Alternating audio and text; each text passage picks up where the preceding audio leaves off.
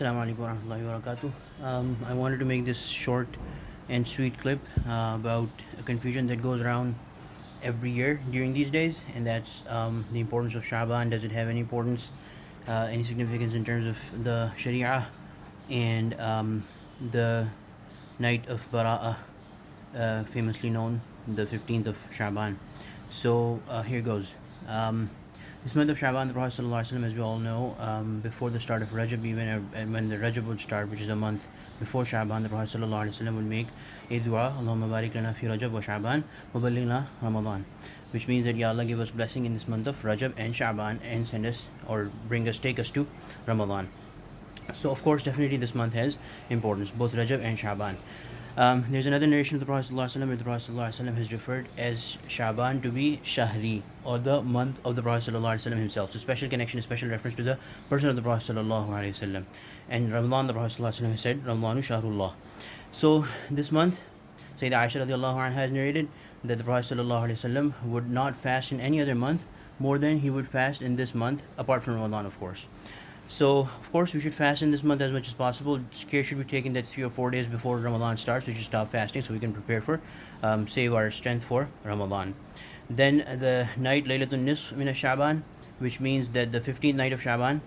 Although I've heard from my mashayikh that there's no one particular strong narration about this, the importance of this night, but since there's almost 10 more or less narrations that are individually not strong, but they are hinting at the same thing, they're talking about the same thing, so collectively this issue becomes strong for the ummah.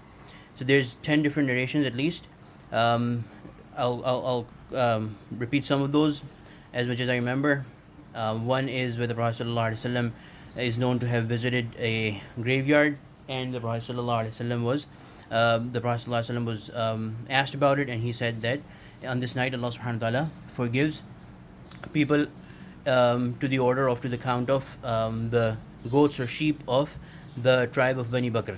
So they had a lot of goats. So it's basically to express the huge amount of people that are forgiven, that are given forgiveness on this night. So we should definitely, there's another one that's famous as well, that Sumun Haraha and Qumu Laylaha, that you stand in the night of on this night to pray and fast in the morning. So as far as fasting goes, in every Islamic month, 13, 14, 15, those are the middle days, Ayam Bid. We are recommended to fast in those days. And then this particular 15th day has a particular importance. The other thing is that as far as night goes, we should individually at our homes, not collectively, but individually we could make any ibadah that we like, and we could give sadaqah, we could pray nawafil, we could recite the Quran, all those sort of things. But has the Prophet ﷺ told us about a specific ibadah that should be done that night? No. It's just prayer and all those good deeds, nafil good deeds that we can do. Now the other thing that we should remember is that, as I say a lot, Allah subhanahu wa ta'ala has not placed His nearness, or has not promised His nearness only on nafil ibadat, So we've all heard of this hadith where the Prophet ﷺ was told about a woman that was really strong on her worship side, but then she did not deal with people good. Her dealings were not too good. So the Prophet ﷺ did not like that. Did not say that this woman is going to Jannah. The Prophet ﷺ did not like her state. The thing that we should remember is that nafil ibadat, yes, as much as we can do, they are great. But the real thing that we have to do is the faraiz, the wajibat, and the sunan. Now, nawafil and mustahabat, as much as we can do, we should do. But then the priority should be our other things. What are the other things? The faraiz, the wajibat, the sunan, and our dealings with people, our affairs with people, our responsibilities towards our family, our responsibilities towards our friends, our people of the community. If those are being affected by our nafil ibadat, then our mashayikh say that we should give up the nafil ibadat and take care of our dealings, which are much more important than nafil ibadat.